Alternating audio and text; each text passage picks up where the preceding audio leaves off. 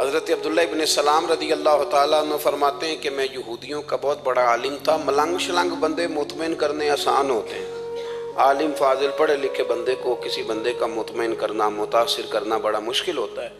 आप फरमाते हैं मैं नबी करीम अलैहिस्सलाम की बारगाह में पहले दिन गया मैं बहस के इरादे से, मुनाजरे के इरादे से, चूँकि यहूदियों का आलिम था। हुजूर ऊँटनी पर तशरीफ़ फरमा थे। और यारो, मेहनत करके जो मेकअप करके चेहरा बनाया जाता है उसके अंदर हुस्न तो कई दफ़ा होता है पर जाज़बियत नहीं होती।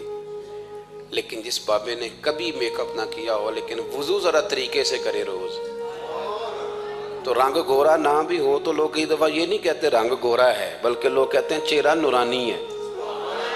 अब मैं इस पर मैं कुछ कलाम कर सकता हूँ कि गोरे और नूरानी चेहरे में भी फ़र्क होता है। कुछ चेहरे गोरे होते हैं पर नूरानी नहीं होते, कुछ गोरे नहीं होते पर नूरानी बड़े होते, ये अलग उन्वान है।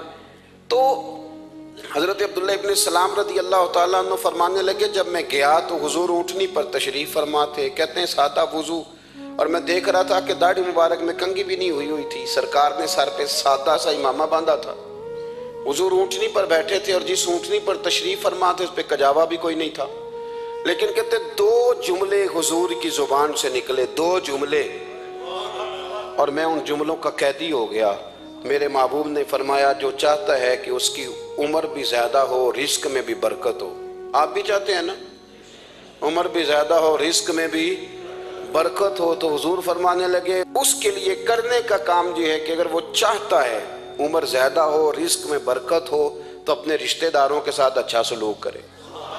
ये हदीस अगरचे अपने इन्हीं अल्फाज के साथ मिशकात में मौजूद है, लेकिन वहाँ हज़रत अब्दुल्लाह इब्न सलाम रदी अल्लाह ताला अन्हु कहते हैं कि वो क्या मिठास थी लफ्ज़ों में, जुमले थोड़े थे, बात में गहराई बहुत ज़्यादा थी। मैं आया था बहस करने, पर मैं आगे बढ़ा, हुजूर का दस्ते मुबारक थामा और मैंने अर्ज़ की या रसूलल्लाह मुझे कलमा पढ़ा दे, मैं मुसलमान होना चाहता हूँ। हमारे यहाँ लोग समझते हैं कि बहुत ज़्यादा फ़लसफ़ा बयान करने वाला शायद कोई बड़ा पढ़ा लिखा बंदा होता है। ये जी नफ्सियात का बड़ा माहिर है जी, इसने कई मास्टर किए हुए हैं, एमफिल की है, पीएचडी की। ओ खुदा के बंदे, नफ्सियात का माहिर वो होता है जो सामने वाले की अकल के मुताबिक बात करना जानता है। और अगर तू कहे जी मेरी बात ही बड़ी मुश्किल है, मैं किसको समझाऊं, तो आप ये पढ़े लिखे नहीं हैं, आप अभी समझदार नहीं हुए। कल्लिमुन्नासा ला कदरे उकूल ही। अगर आप पढ़े लिखे होते तो लोग आपकी बात समझते। मेरे रसूल करीम ने कभी कोई मुश्किल बात नहीं की, कभी कोई फ़लसफ़ा नहीं बयान किया, बल्कि तेरी निगाह नाज से दोनों ही मुराद पा गए। अक्ले ग़ियाबे जुस्तजू इश्क़े हुजूरो। इस तरह इकबाल कहते हैं अगर बड़ा अक्लमंद आदमी होता था तो हुजूर की बात उसके दिल को भी अच्छी लगती थी, और अगर कोई इश्क मस्ती वाला आता था ना कि मैंने मस्त होके आना है, तो वो भी मेरे नबी की बातों से मस्त हो जाया करता था। दोनों तेरी निगाह नाज से दोनों मुराद पा गए। तो हुजूर को बात करने का सलीका भी बड़ा शानदार आता था। हज़रत आयशा सिद्दीक़ा रदी अल्लाह ताला अन्हा फरमाती हैं कि नबी करीम सल्लल्लाहु अलैहि वसल्लम जब बात करते थे तो इतनी धीमी करते थे, इतनी धीरे में करते थे। मैं तो छोटा आदमी हूँ, किसी बड़े बंदे को नसीहत भी नहीं कर सकता, वरना मैं उलमा से तो नहीं, लेकिन जो तालिब इल्म हैं जिनका ख्याल है कि शायद और मेरे पास कुछ सीखने आए हुए हैं मदरसे के, तो मैं उनसे कहता हूँ कि वो क्या खिताबत हुई जिसमें सामने वाले को समझ ही नहीं आई आपने क्या कहा। आप इतने जोश में चले गए, कहता जी वो मेरा इश्क बड़ा जवान था। तो मैंने कहा आपका इश्क ज्यादा जवान था कि रसूल पाक की सुन्नत से ही आगे निकल गया है। अब ठहर ठहर के बात करें। आपकी बात अगर सामने वाले की समझ में ना आई तो उसका माना क्या हुआ। इसी तरह से हमारी नात खानी का माहौल होता है, 6 बंदे नात पढ़ रहे होते हैं, एक स्पीकर उधर होता है, एक उधर होता है, कोई समझ नहीं आती है क्या कह रहे हैं। और फिर उसके साथ साथ वो ये भी मुतालबा कर रहे होते हैं कि हाथ भी खड़े करो जिन्हों जिन्हों इश्क। मैं कह इंज नहीं कही था, वैसे तो कह चलो पढ़ लें, वरना अगर आप ऐसे ही उस्ताद बाईपास वाले बेचारे को तो हार्ट अटैक हो जाएगा हाथ खड़ा करेगा, तो है तो वो भी आशिक रसूल ही ना। लेकिन ये कस्में ना डालें, ये कोई तरीका ही नहीं है, ना कहीं दीन इसकी इजाज़त देता है। हमने तो ये सुना है कि सहाबा कहते हैं जब अल्लाह के हबीब गुफ्तगू करते थे तो हम यूं बैठते थे कि हमारे सरों पे परिंदे बैठे हो, तो हरकत भी नहीं करते थे। तो बहरहाल जो बात अर्ज करनी है उस पर गौर करें। जनाब आयशा सिद्दीक़ा कहती है ठहर ठहर के बात करते, आहिस्ता। और ये लफ्ज़ आपको याद रखना है। सैयदा आयशा सिद्दीक़ा कहती हैं जब हुजूर गुफ्तगू करते थे ना, तो अगर हम नबी पाक के अल्फाज को गिनना चाहते थे तो गिन भी सकते थे। गिनना चाहते तो गिन भी। एक तो आपकी जो सादगी होगी वो असल होगी, मुलम्मा साजी से निकलें। पहले हमारी शादियों पे दुल्हन दुल्हन जाते थे ब्यूटी पार्लर, अब सारा खानदान जाता है। इसमें हुस्न नहीं होता, इसमें बेवकूफ़ हो जाता है आदमी। आपको जो रब करीम ने बनाया है उससे ज्यादा शानदार आपको कोई बना सकता है? अल्लज़ी खलक़का फसव्वाका फ़अदलक फ़ी अय्यि सूरतिन मा शाअ रक्कबक। अल्लाह फरमाते जो मैंने तेरा चेहरा बनाया है ना, ये मेरी चाहत है, मैंने जैसा चाहा है तुझे बनाया है। तो मुझे तुझे वो चेहरा पसंद क्यों नहीं जो मेरे रब ने बनाया है? ये चाहत है। अल्लज़ी खलक़का, जिसने तुम्हें पैदा किया, फसव्वाका फ़अदलक, फिर हमवार किया, फिर बराबर किया, और फ़ी अय्यि सूरतिन मा शाअ रक्कबक, फिर जिस सूरत में उसने चाहा तुझे तरकीब किया। तो पहली बात। और दूसरी बात, गुफ्तगू करें तो जरा थोड़ा सा ना मौका दें किसी और। कुछ लोग ऐसे होते हैं जिनके पास आप बैठे हैं तो बस वही बोलेंगे, आप नहीं बोल सकते। अब वही बात करें, गुफ्तगू करें, माना खेज करें, इतनी बातें ना करें कि फिर आप रह जाएं। कम बात करें और जितनी करें वो वजनी करें, ताकि आपकी बात का एक खास हुजम हो, एक वकार हो। अल्लाह के महबूब बात करते तो उस बात के अंदर वजन होता, वकार होता। हमारे अस्साब रहमतुल्लाह अलैह हमें अक्सर हुक्म देते थे तकरीर थोड़ी करना, नात के 2-3 शेर पढ़ना। तो मैंने एक दिन अर्ज की, हुजूर क्यों? फरमाने लगे अल्लाह रसूल की बात को बेवकूफ़ ना कर देना कि लोग सुनना ना चाहें और तुम जबरन सुनाओ। फरमाया रंग इस तरह का होना चाहिए कि लोगों में दिलचस्पी अभी हो और बात खत्म हो जाए। इसको को बेवकूफ़ कर देना है कि ज़बरदस्ती आप। तो अच्छी गुफ्तगू करें, माना खेज सुने। एक हदीस पाक, हजरत अबू बरदा रदी अल्लाह ताला, एक सहाबी हैं, अल-बदाया वन निहाया में रवायत आपको मिलेगी। वो कहता है मेरा अपनी बीवी से इख्तलाफ हो गया। बीवी से जब बंदा राजी होता है तो बड़ा ही राजी होता है। फिर वो कहता है कि जैसी मेरी है वैसी किसी की भी नहीं। और जब होता है ना नाराज, तो फिर वो मंगनी से कहानी शुरू करता है कि जब मेरी मंगनी हुई थी तो तेरे चाचे ने मुझे घूरा था। और फिर वो दिन जब रखे थे, उस दिन जो काम हुआ था उसका भी जिक्र। अब इख्तलाफ जो हो गया, और जब आप किसी से नाराज होते हैं फिर उसकी खामियां सारी सामने आ जाती हैं। फिर वो कहता है शादी वाले दिन तेरे रब्बे ने सही सलूक नहीं किया, ये जो मुझे कपड़े दिए थे ये को पहनने वाले तो नहीं ना, तो मेरी अम्मा। अब इख्तलाफ हो गया। अब हम क्या करते हैं, जो करीब वाले लोग होते हैं वो उस पर थोड़ा तेल और डालते हैं। वो कहते हैं नहीं नहीं तेन तो अजे पता ही नहीं, अजे तेन बड़ियां गल्लां दा पता ही नहीं, तू तो शादी तो 15 दिन बाद सऊदी अरब टुर गया, साढ़े को सुन कहानियां, हम तुम्हें बताते हैं ताकि तबाही और उतरे। इस तरह ना करें। आप एक आध बात कह के चले जाते हैं, उन बेचारों ने इकट्ठे रहना होता है, उनकी जिंदगी दोज़ख बनी रहती है। उनको करीब करें। अल्लाह के रसूल तो किसी का निकाह करते थे तो मियाँ बीवी के दरमियान मोहब्बत की दुआ फरमाते थे। तो वो सहाबी आए तो अपनी बीवी से नाराज थे, तो उन्होंने अब बात शुरू कर दी, कहने लगे ये भी करती है, ये भी करती है, ये भी करती है, ये भी गलती है, ये भी गलती है, ये भी कोताही है। बड़ी बातें सुनाई। अल्लाह ने कान कितने दिए और जुबान। इसका मतलब है सिंगल बोलना चाहिए और डबल सुनना चाहिए। आप जितना बोलते हैं उससे डबल सुनने का मिजाज बनाएं, क्योंकि कान अल्लाह ने 2 दी और जुबान सिंगल बोलने और डबल सुने। हुजूर सुनते रहे। बल्कि हजरत अबू बरदा रदी अल्लाह ताला अन्हु कहते हैं मेरे महबूब ने ना तकिया मंगा लिया, टेक लगा ली। कई लोग कहते हैं ना जी डॉक्टर ने मेरी बात तो पूरी सुनी कोई नहीं, तो जब तक पूरी सुनी ना जाए बाज बंदों को तसल्ली नहीं होती। पूरा वक्त दिया। वो कहते हैं जितना मेरे अंदर गुबार था सारा मैंने निकाला और मैंने साबित कर दिया कि मेरी बीवी में ये भी कमजोरी है, ये भी कमजोरी है, ये भी कमजोरी है। कहते हैं जब मैं थक गया ना बातें कर करके और बातें खत्म हो गई तो हुजूर हल्का सा मुस्कुराए। फिर पहली नजर ही लुट ले माही तेरे हार श्रृंगारा। कहते हैं हुजूर हल्का सा मुस्कुराए ज़ेरे लब और फरमाने लगे कि तेरी बात खत्म हो गई है तो एक मैं भी कर लूँ। तो नबी करीम सल्लल्लाहु ताला अलैहि वसल्लम फरमाने लगे सिर्फ एक बात का जवाब दे, सिर्फ एक। तेरे आगे हैं यूं दबे लचे फुसहा अरब के बड़े बड़े, कोई जाने मुंह में जुबान नहीं, नहीं बल्कि जिस्म में जान नहीं। हुजूर फरमाने लगे ये बता कि तेरी बीबी में सारियां खामियां ही हैं कि कोई खूबी भी है? भाई इतना जवाब दे दे, ज़्यादा लंबी चौड़ी बात नहीं। तेरी बीवी में सारियां खामियां हैं। अल्लाह जो बंदे बनाता है ना, तो ऐसा कोई बंदा रब करीम ने नहीं बनाया जिसके अंदर अल्लाह ने कोई खूबी ना रखी हो। ये अलग बात है कि हमारी अपनी ऐनक पर मिट्टी पड़ी होती है और हम सामने वाले का चेहरा साफ करते रहते हैं। अपनी ऐनक नहीं साफ करते। तो हजरत अबू बरदा रज़ी अल्लाह ताला अन्हु फरमाते हैं, जब सरकार ने उस शख्स से ये बात कही ना कि कोई खूबी भी है तेरी बीवी में, तो कहते हैं, वो शख्स कहता है, मेरी ना बिल्कुल एक जुमले ने सोच ही बदल दी सारी। यूं समझ ले कि मैं इस रोड पे चल रहा था, मेरे नबी पाक ने मुझे इस वाले रास्ते पे डाल दिया। बिल्कुल सारी सोच, यानी एक ही जुमला, लेकिन हर चीज बदल दी सरकार ने।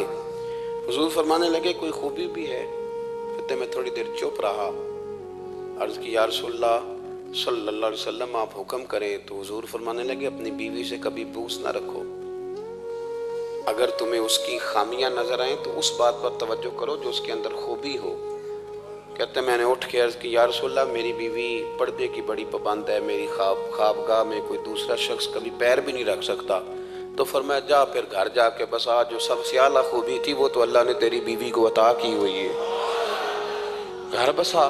तो एक तो सरकार की ज़ाहिरी जो अल्लाह ने आपको हुस्न जमाल दिया था वो बेमिसल था, गुफ्तगू का जो ढाब और सलीका दिया था वो बेमिसल और बेमिसाल था। और फिर जो हुजूर की अदाएँ थी ना, काना खुलुकुहुल कुरान।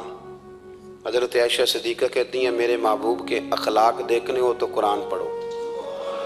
जिन अखलाक का कुरान दर्स देता है वो अमली तौर पर सारे मदीने वाले महबूब में पाए जाते थे।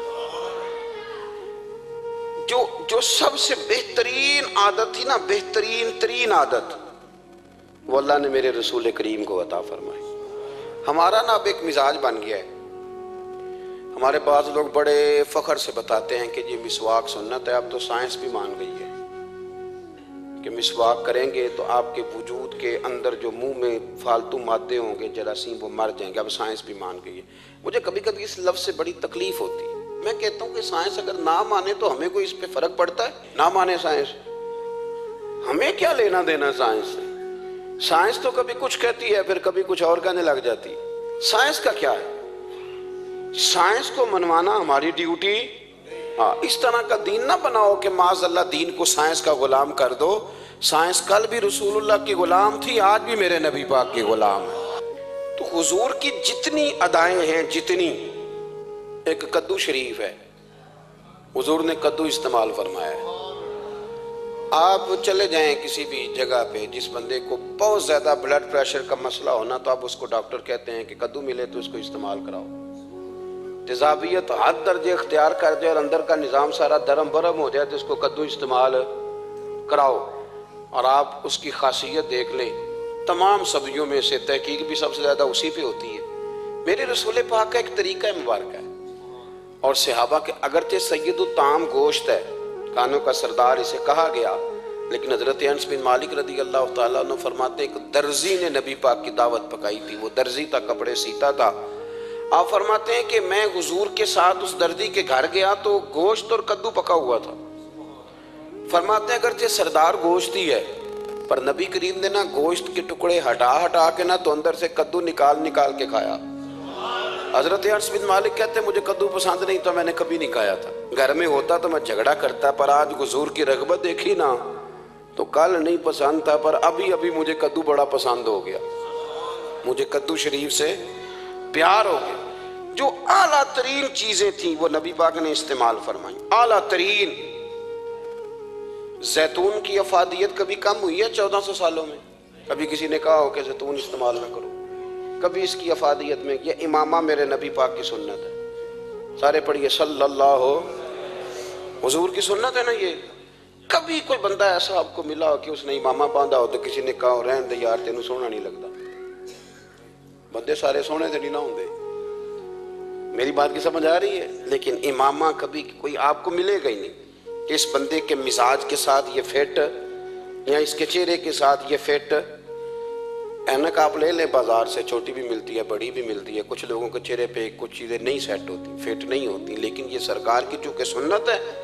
और इसका एजाज ये है कि नबी पाक ने फरमाया, जुमे वाले दिन इमामा बांध के आया करो। जुमे वाले दिन इमामा बांध के आया करो। जो लोग जुमे वाले दिन इमामा बांध के आते हैं, अल्लाह के फरिश्ते उन पर दुरूद भेजते हैं।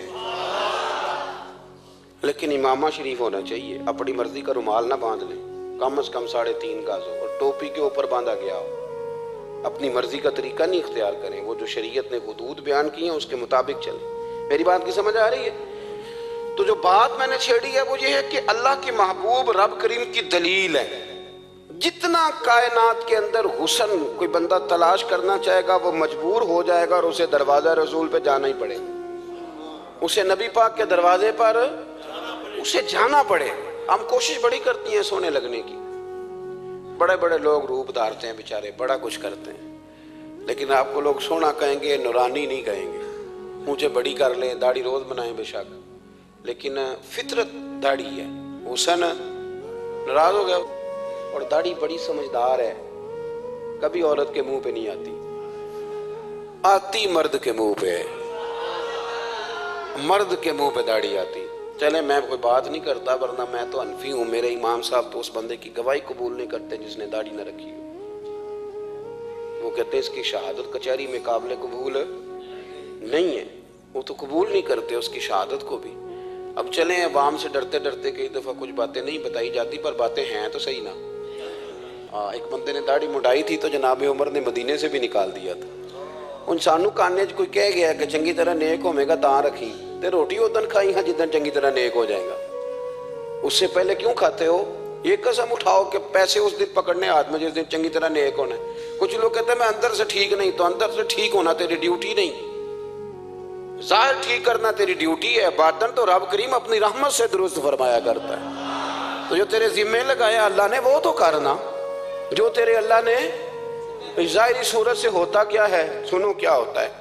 मुल्ला रूमी ने लिखा है हजरत मूसा अलैहिस्सलाम के ज़माने मुबारक में एक शख्स था, तो हजरत मूसा अलैहिस्सलाम की नकलें उतारता था। आपकी तरह लंबा कुर्ता पहनता था, हाथ में छड़ी पकड़ता था, थोड़ा गुस्से से बोलता था, माज़अल्लाह नकल उतारता था। तो जनाब मूसा कलीमुल्लाह अलैहिस्सलाम की कौम का जब गलबा हुआ तो उन्होंने निकाल दिया उसको, तो नकलें उतारता है, वो निकल गया, शहर से बाहर निकाल दिया। हजरत मूसा कलीम कहते हैं मैं एक दिन कोहे तूर पे गया हुआ था, तो रब करीम ने मुझसे फरमाया कि फलां जगह फलां दरख्त के नीचे मेरा एक दोस्त इंतकाल कर गया है, उसे उठाइए, गुस्ल दीजिए, कफन दीजिए, जो उस दौर का तरीका था, तदफीन कर दें। हजरत कलीम अलैहिस्सलाम फरमाते हैं मैं अपने हवारियों समेत पहुंचा, जब बंदे का चेहरा देखा तो हैरान हो गए, ये तो नकलें उतारने वाला है, तो नकलें उतारने वाला है। पर अल्लाह के नबी रब करीम के हुक्म के आगे ला तो ला अल्लाह नहीं करते, ये नहीं कहते कि मेरी अकल में नहीं आ रहा। उठाया, गुस्ल दिया, कफन दिया, तदफीन कर दी उसको। जब दफन हो गया हजरत मूसा अलैहिस्सलाम कोहे तूर पे हाजिर खिदमत हुए और बारगाह आली मर्तबत में अर्ज़ करने के मालिक तू बेनियाज है, चारा सवाल तो नहीं, पर अपनी तसल्ली के लिए मालिक ये फरमाइए कि वो तो नकलें उतारता था। तो रब करीम ने फरमाया मूसा बात यही है, पर मैंने उसे ना मरते वक्त ईमान नसीब कर दिया, वो आपका कलमा पढ़ के दुनिया से गया है और तौबा करके गया है, तो मालिक इतनी करम नवाजी क्यों हुई? तो रब करीम ने फरमाया मूसा जब वो तेरी तरह बन सवर के निकलता था ना, तेरी अदाएं अपनाता था, तो मुझे प्यारा ही बड़ा लगता था, तो प्यारा लगता था। यारो देखो ना तिरमिज़ी शरीफ में हदीस है, मेरे रसूल पाक अलैहिस्सलाम ने फरमाया मेरा उम्मती जब सफेद दाढ़ी लेके कब्र में जाएगा ना, दाढ़ी और वो भी सफेद, तो रब फरिश्तों से फरमाएगा इसे अजाब ना देना, ये मेरे महबूब की सुन्नत सफेद दाढ़ी लेके आ गए, मुझे शर्म आती है इसे अजाब देते। आप बात को समझे कि ये हुजूर की सुन्नत का एजाज जो अल्लाह की बारगाह में, रब के हुजूर जो सुन्नत का एजाज, इसलिए कि कायनात में सबसे आला तरीन जो काम था वो किया ही मेरे मुस्तफ़ा करीम ने, आला तरीन अमल नबी पाक का, आला तरीन, और तरीक़ा मुबारक में हुस्न और जाज़बियत। और आप अंदाजा कर लें हम लोग पटरी से उतर जाते हैं, मर्जी करते हैं, हमारा मिजाज है जितना मर्जी को कहे कि अल्कोहल वाली खुशबू इस्तेमाल ना करें, पर हम कोई ना कोई दलील निकाल के ले ही आते हैं। लेकिन खुशबू इस दौर में भी इतनी बिकती है जिसकी हद नहीं, और लोग अपनी अपनी ज़रूरत के लिए उसको इस्तेमाल है। इन 1400 सालों में, 1450 सालों में एक दफ़ा भी ऐसा नहीं हुआ कि ये कारोबार कहीं ठंडा हुआ हो। हरम शरीफ अल्लाह आपको ले जाए तो मस्जिद नबी में सोने की दुकान के साथ खुशबू वाली दुकान होती है, यानी इतना महंगा कारोबार है कि जितना किराया सोने की दुकान वाला दे रहा है उतना ही खुशबू की दुकान वाला दे रहा है, इतना महंगा ये कारोबार है। एक दिन भी इस काम की अहमियत कम नहीं हुई। और रसूल करीम ने क्या फरमाया? सहाबा कहते हैं 3 चीज़ों से कभी मना नहीं करते थे। कोई तकिया देता था तो कबूल करते थे, कोई बंदा अगर हुजूर को दूध पेश करता था तो नबी पाक कबूल करते थे, और अगर कोई शख्स हुजूर को खुशबू देता ना तो हुजूर जल्दी कबूल फरमाते थे। ये मिजाज था। तो जो आला तरीन चीज़ें थीं उनको मेरे रसूल करीम सल्लल्लाहु अलैहि वसल्लम ने किया, हमें करके दिखाया। हमारा ज़ाहिरी हुलिया, आज भी अहले अरब लंबा कुर्ता पहनते हैं। आप लंबा कुर्ता पहनने हया के ज़्यादा करीब है। खुला लिबास हुजूर पसंद करते थे, ये शर्मो हया के ज़्यादा करीब है। इसके अंदर इंसान का पर्दा ज़्यादा है। वो सारी आला किस्म की सिफात जिनसे एक आदमी मुत्तसिफ हो सकता है और अपने आप को सजा सकता है, अपने मामलात को ठीक कर सकता है, वो सारी रसूल पाक ने हमें अता फरमाई। एक हुजूर का तरीका मुबारक था कि सामने वाले जितने लोग हुजूर के दाएं बाएं रहते थे उनका ख्याल करते थे। हम तो ख्याल रखवाते हैं ना अपना, कि सारे मिल के मेरी इज्जत नहीं करता, तू मेरी। तो मैं कहता हूँ कि ये तो यहाँ अपनी इज्जत की भीख मांगी है या आपने लड़ाई करके इज्जत ली है। ऐसा ना करें। आप इज्जत देनी शुरू कर दें, अल्लाह आपको सुकून अता कर दे। आप एहसास करें दूसरों का। हुजूर ना शिद्दत के साथ, ये आला सुन्नत है मेरे नबी पाक की सल्लल्लाहु, सारे पढ़िए दुरूशी सल्लल्लाहु, ये आला सुन्नत है। आप देखें ना बुखारी मुस्लिम में मौजूद है। हुजूर फरमाते हैं मेरा दिल चाहता है मैं लंबी नमाज पढ़ाऊं, लंबी नमाज पढ़ाऊं, दिल मेरा चाहता है। लेकिन फरमाया जब मैं देखता हूं ना कि पीछे बच्चे भी खड़े हैं, बूढ़े भी खड़े हैं, बीमार भी खड़े हैं, तो गोया हुजूर फरमाने लगे मैं बंदों का एहसास करके रब की नमाज छोटी कर देता हूँ। मैं मुख्तसर पढ़ाता हूँ। और मुस्नद इमाम अहमद बिन हंबल में हदीस के लफ्ज़ हैं कि अगर कोई नबी पाक के इंतज़ार कर रहा होता था तो नमाज मुख्तसर पढ़ते थे और उसको फारिग करके भी लंबी नमाज पढ़ते। ऐसा नहीं कि अब आए हैं 4-5 लोग तो उनको पता चल जाए कि हजरत जी बड़ी तगड़ी नमाज पढ़ते हैं, बड़े सूफी साफी आदमी, ये नहीं। बल्कि नमाज है, बल्कि मुस्नद इमाम अहमद बिन हंबल में तो वो खूबसूरत हदीस मौजूद है। सैयदना बिलाल हबशी रज़ी अल्लाह तआला अन्हु फरमाते हैं कि मैंने असर की नमाज के लिए इकामत पढ़ दी थी। हुजूर मुसल्ला इमाम पर तशरीफ ले गए थे। एक यहूदी का गुलाम आया और उसने आके अर्ज की या रसूल अल्लाह मैं बड़ी मुश्किल में हूँ, अगर आप चलें तो मेरा मसला हल हो सकता है, मेरा मसला हल हो जाएगा। तो हुजूर के एहसास की शिद्दत का ये हाल था कि नबी करीम ने नमाजियों से फरमाया तुम बैठ जाओ, मैं पहले इसका काम करके आता हूँ। खुदा के बंदे तो हैं हजारों, बनू में फिरते हैं मारे मारे, मैं उसका बंदा बनूंगा जिसको खुदा के बंदों से प्यार। एहसास की शिद्दत ये हुजूर की सुन्नत है। और बहुत ज़्यादा ख्याल रखना दूसरे का, ये मेरे नबी पाक का तरीका है। दूसरों को सोचना, दूसरों के लिए बात करना, दूसरों के लिए दुआएं करना, उनके एहसासात का ख्याल रखना। सैयदा तैयबा ताहिरा हज़रत आयशा सिद्दीक़ा रज़ी अल्लाह ताला अन्हा फरमाती एक दिन सरकार मुझसे फरमाने लगे आयशा जब तुम मुझसे नाराज़ होती हो तब भी मुझे पता चल जाता है, जब राज़ी होती हो तब भी पता चल जाता है। ये हमारा ये मिजाज नहीं होता। घर के अंदर भी हम घर के अंदर भी नवाब साहब ही होते हैं। ये नहीं घर जाके कहानियाँ सुनाते हैं, कहते हैं तुम पता मैं किड्डा औखा हुआ, कमाई किड्डी मुश्किल है, पीछे पीछे हट जाओ सारे, मैं फतह करके आऊँ, अभी K2 सर करके आया हूँ। एक बच्चा पानी ले खड़ा हो जाए, दूसरा दूध का गिलास लाए, बेगम साहबा फटाफट आइए, ऐसे नहीं करें। मेरे रसूल पाक अलैहिस्सलाम की प्यारी ज़ौजा कहती हुजूर घर आए, खाना मांगा, मैंने अर्ज़ की हुजूर मेरे सर में दर्द है, तो पढ़ो ना इब्ने इसहाक को। महबूब फरमाने लगे ला मैं तुझे आटा गूंद देता हूँ, तू मुझे रोटी पका दे। ये भी सुन्नत है नबी पाक की। उन चुप कर गए हो, ये भी हुजूर की सुन्नत है, ये भी सरकार का तरीका है। कभी कभी घर में झाड़ू देना ये भी नबी पाक का, हुजूर काम में हाथ बटाते थे ना अज़वाज का। ये वाली सुन्नत किस दिन अदा करनी। एक दिन मैंने जुमे में ये बात की तो एक बच्चा मुझे कहने लगा हज़रत साहब ये सुन्नत अदा तो कर लीजिए पर साढ़े अब्बे भी तो समझाओ ना।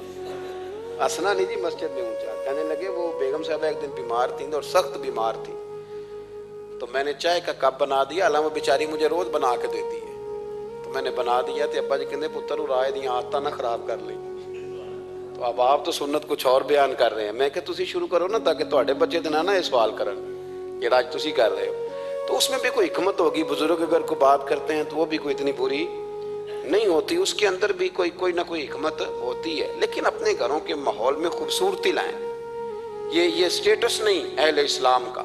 बात समेटने की तरफ आ रहा हूं। हजरत आयशा सिद्दीक़ा रज़ी अल्लाह ताला अन्हा फरमाती, हुजूर फरमाने लगे कि जब तुम राजी होती हो तब भी मुझे पता चल जाता है और जब नाराज होती हो तब भी।